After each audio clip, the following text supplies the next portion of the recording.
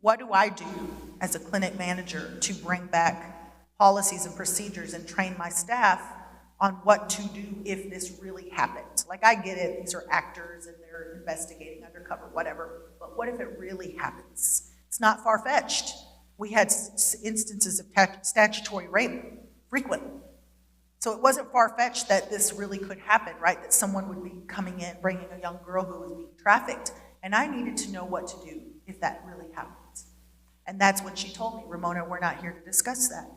We're here to train you on how to identify if someone is coming in undercover, if they're videotaping, if they're recording, and trying to trap you in any way. And I couldn't believe my ears. I was completely disgusted. And I knew that now everything that I'd heard to that point about all the ways in which Planned Parenthood was horrible was true. Only I didn't know what to do. I knew that in my heart, I could no longer, in good conscience, represent Planned Parenthood. Now keep in mind, I'm still not converted really on really understanding how complicit I was with abortion. But I knew that in good conscience, I could not work for an organization who was willing to cover up, sexual abuse of minors and any kind of sexual abuse. So I went back to work and just continued to go throughout the motions, started to kind of Google some different, jobs to see what was out there. When through the radio station, I heard an advertisement that there was going to be a group called 40 Days for Life that would hold a peaceful, prayerful vigil in front of my workplace, kicking off on Ash Wednesday. And I thought to myself, I remember hearing it because they said the address, Planned Parenthood, whatever address, Sherman, Texas. And I thought, I know I didn't hear that right. There's no way I heard that right. First of all, what are they going to do in front of our facility? We don't even do abortions. Like, that's what I was thinking. And second, I'd never heard of 40 Days for Life, so I had no idea, anything about this organization. And so, I just kind of let it go. And then again, I kept hearing the advertisement about 40 Days for Life and come join this prayer vigil and pray now, and going on through the commercial, right? And I thought, gosh, okay, this is interesting, right? This isn't a protest, it's a prayer vigil. So slowly, God was starting to warm my heart up to this idea that these volunteers were going to be out there praying for 40 days. And as the season of Lent kept approaching and getting closer and closer, I felt like God was calling me and saying, this is going to be your chance, right? Like it was a sign from God that maybe he was placing this prayer vigil out there so that I could go out and ask for prayers, because I didn't want to work for Planned Parenthood anymore, but I had no idea what to do, and I had no idea where I was going to go. And I thought, well, it can't hurt that people are going to be praying out here for 40 days. Maybe they can pray me, and that I find another job, right? Like, they're going to pray to help me get out of here, right? So the 40 Days for Life campaign kicks off. I'm not there that Wednesday. We were open Tuesday, Wednesdays, and Fridays, but I had taken that Ash Wednesday off. And then Thursday, we weren't open, so there was the second day of the campaign. Then the third day of the campaign, it was Friday. And we were at work that day, and my staff, they left for the evening, and I was finishing up the end of the day to do stuff. When I looked out the window, and there was this one woman standing on the sidewalk across the parking lot.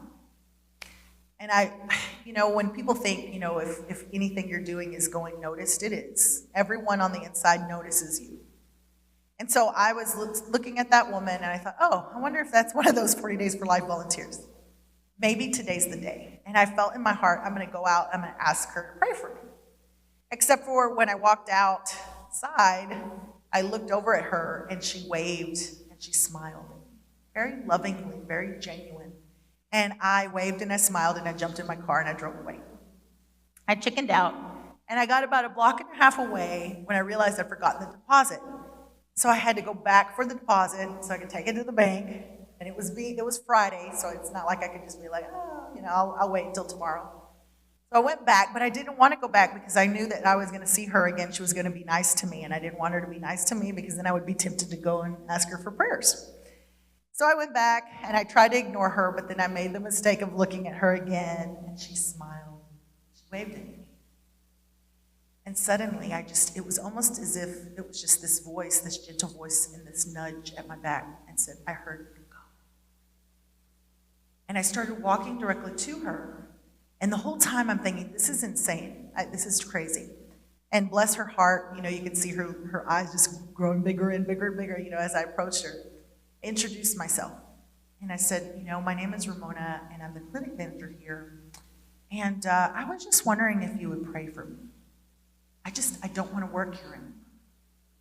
And she said, yeah, of course. She said, how about I pray for you right now? It's like, okay, great.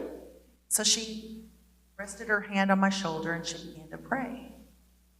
And we were talking and chatting. And during that conversation, this gentleman rushed into the parking lot, jumps out of his car, comes over to us. And now I'm a little frightened because I'm like, who's this guy, right? And he comes over to us and he's listening to our conversation. And then he kind of interjects a little and he introduces himself. Turned out to be the leader of that 40 Days for Life vigil, Jerry Brundage. And Jerry introduced himself and he said, I don't remember how the conversation went down, but I just remember telling Jerry the same thing. I don't want to work here anymore. And I wanted to know if you guys would pray for me. I heard you're going to be out here for the next 40 days praying, and I could use some prayers. And I prayed for me to find another job, right? And the remarkable thing is it turned out later that I found out that this woman was not a 40 Days for Life volunteer. In fact, she had never prayed in front of that Planned Parenthood before. She had never prayed in front of any facility before. That was actually her very first time out to the sidewalk. And the reason that Jerry was in such a hurry was because Jerry was caught up late for work. He was supposed to have that 5 to 6 o'clock hour. And because he was caught up late, I realized that had that woman not answered the Holy Spirit's call, no one would have been there that day. It's pretty remarkable when you think about how God just plucked her up and put her there like a placeholder until Jerry arrived. So over the course of the next 40 days, Jerry is praying for me. He asked for my permission if he could share this with the rest of the volunteers, with the rest of the community, with the 40 Days for Life team. And I'm like, I don't know what all that, yeah, go ahead, do it. I need all the prayers. Then he asked for my resume, and he said, if you'll give me your resume, I can help, circulate it, and maybe we can see if we can find you another job. I ended up getting one interview out of all of those at a doctor's office. And the funny thing is that is the one time in my life where I interviewed for a job and I didn't get it. And I realize now that it was actually a blessing in disguise. But I also realized that I think it was probably very difficult for me to be hired anywhere else because working for Planned Parenthood leaves such a stain on your resume. Nobody wants to work with you. And so there I was, still stuck at Planned Parenthood, despite the fact that people were praying for me, rallying behind me, trying to encourage me to leave. And I felt as though the floodgates of grace were pouring out to me that whole time. Like there was just a significant shift in my own spiritual life, that I was going back to Mass every Sunday with my family. I was praying every day. I was really reconnecting with God. And yet I was still at Planned Parenthood. So after the campaign ended on Palm Sunday, I went, back to work. There was no one there anymore, not physically there anyway. Everyone was still in touch with me. But I had gone back to work after, Easter, so we got through Easter, and then on Easter Tuesday, I'd gone back to work, and I drove home. It was the first time that I drove home in total silence. I had a 25-minute commute home, and I was really, really sad. And I think, it was interesting because for all of those 40 days, I was on this spiritual high. And then all of a sudden, I came crashing down. And on that commute home, I was really having, that time with God where I was letting God have it. Like, God, what are you doing? What are you doing? What do you want from me? I don't understand. You know that I can't quit my job without another job. You know that I need the income. I've done everything you've asked of me. All of these people are rallying behind me. I've had all of these prayers, I've got all the support. I don't understand. Why have you abandoned me? I felt abandoned, not just by the volunteers, technically I hadn't been, but that's the way I felt. But also by God. And I pulled into the driveway at my house. I shut off the ignition and I waited for a moment. I just wasn't ready to go in. And I hung my head and I took a deep breath. And suddenly I just turned on the radio. And in that exact moment, this elderly gentleman had called in. It's crazy how God works. His timing is impeccable. This elderly gentleman called in and he was talking about all the years that he had spent praying in front of his local abortion facility. And at that point, it had been like something like 30 plus years of his life. And the woman, the radio host, she said to him the words that forever changed me. She said, "Thank you, good sir, for all that you do in defense of the unborn. Thank you for your witness. Because at the end of our lives, we're all going to stand before God. And he's going to ask you, did you know about abortion? And then he's going to ask you, did you know that babies were being ripped from their mother's wombs limb by limb at the rate of over 3,000 a day? And then he's going to ask you, what did you do?" And in that moment, it was like a knife had pierced my heart, and I began to cry uncontrollably, sobbing. It was in that moment that I realized that I was going to stand before God, and he was going to say, "Ramona, what did you do? Did you know?" How was I going to look to God and say, not only did I know, I showed them the way? It was in that moment that I realized that I had blood on my hands of the innocent babies who I helped in their lives. For all of that time, I wanted to believe that I was washing my hands of it and that this was someone else's choice to make and that I had nothing to do with that choice, that they were the ones that were going to have to stand before God. That it wasn't my business what they do. It wasn't my business what they choose. It was their body, their choice. And it was in that moment that I realized I'm complicit. I'm responsible. It doesn't matter that I'm not watching it happen here. It doesn't matter that I'm not promoting it here. I'm referring these women. I'm telling them where to go to end the lives of their babies. And as if you can imagine, this is why it is so emotionally powerful to be on this side. Because when we think about the reality of abortion and we think about how egregious it is and how offensive it is to God, and not only how offensive it is to God, but look at our culture of death. It makes sense why now we have euthanasia, right? Because as Mother Teresa said, if a mother can kill her own child, what is left for us than to kill one another? This is what we've come to. This is where we've come to. When we can allow for a precious unborn baby at its most vulnerable stage, at the most helpless moment of their life, we can allow them to die. We can send them off to their slaughter. And we stand by as a society apathetic and indifferent to the most cruelest, most inhumane, the most horrible, horrific human injustice known to man right now. Anywhere from 50 to 70 million abortions happen around the globe every single year. That is a number that I can't even wrap my brain around. And when I think about what God has done to pluck me from the darkness, to open my eyes, for the scales to be removed so that I could see for the first time in my life my own involvement in abortion, and then recognize that it is by Jesus' blood that I'm redeemed. And I understood for the first time the cross. It was in that moment that I understood why, truly understood why Christ came for me. It was a very powerful moment. And I sobbed, and I sobbed, and I sobbed. And yet, even though it was very painful, a painful realization, it was also a beautiful moment because I also felt Christ's mercy. Following that moment, I ended up going back to work knowing that I had to quit my job with or without another job in place. And I kept begging God to give me the strength and the courage to do so, and he did. And that following week, it would have been 2 weeks after that, On May the 6th of 2011, I went into work and I submitted my letter of resignation and I walked out of the door of Planned Parenthood. Little did I know that 3 months later, I would get a call from the 40 Days for Life national team inviting me out to the closing celebration rally of that Planned Parenthood. As you had mentioned in my bio, they went out of business.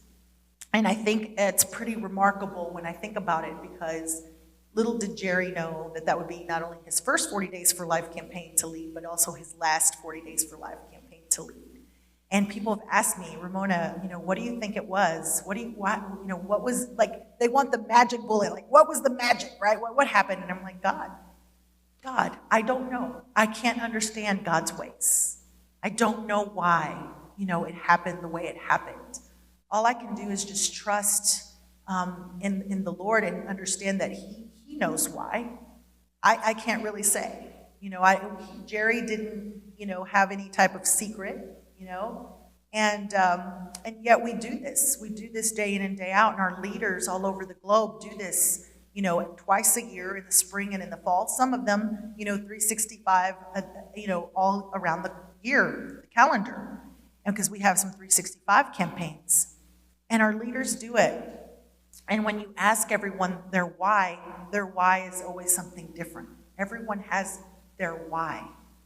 And for Jerry, I know he has his own personal why he led that campaign. He actually chickened out 2 times before he finally said yes to God. And on that 3rd time, his yes bore much fruit. And all of those leaders, and those volunteers and everybody involved got to see the fruits of their prayers and their fasting. And that's not to say that, they must have, prayed and fasted harder than these guys, right? No. I don't know why. It's a mystery, and it's not something I will know until, we get to heaven and really understand what God was doing. But maybe it was simply because God wanted me to come out and share this testimony with others so that you all can be encouraged in what you do on the sidewalk, what we all do on the sidewalk. St. Mother Teresa said it best when she said, God doesn't call us to be successful, He calls us to be faithful. And that is why we go out there in faith. We have to be faithful to what God's plan is. And we also have to understand that it's about God's timing, not our own, right? Because we want to see things happen in our own time, but we also need to follow and submit to God's will for what is according to His will and His timing. And trust that His plan is much better than our plan, right? And He has a reason. And one of those things is I want to close with this. Oftentimes we think that we're not having an impact. I've had people say to me, you're just standing out there with signs. What are y'all really doing for these women? There's all of these women out there in crisis that need help. What are you really doing? You're not doing anything. You're just holding a sign. And I have a lot of responses to that. For one, do you think that my conversion, that my soul being saved is not important? I think so. It's really important to me, right? Do you think that my life and my conversion has not had a ripple effect on the other people in my life? I would say so. That was important. But not only that, we are bringing awareness to the issue of abortion when we're standing as a public witness on the sidewalk. But not only that, prayer and fasting works. We cannot do anything apart from God.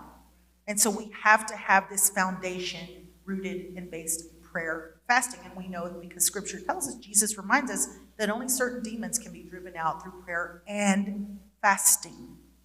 And this is a spiritual battle. At the end of the day, we're combating a spiritual battle. This is a spiritual battle. And when we think about the demons involved in this culture of death, I probably venture to say that they're pretty heavy hitters. These are some serious demons that we're dealing with. And I feel like those demons really need to be combated with prayer and fasting. So that's what we're doing. That's what 40 Days for Life is all about.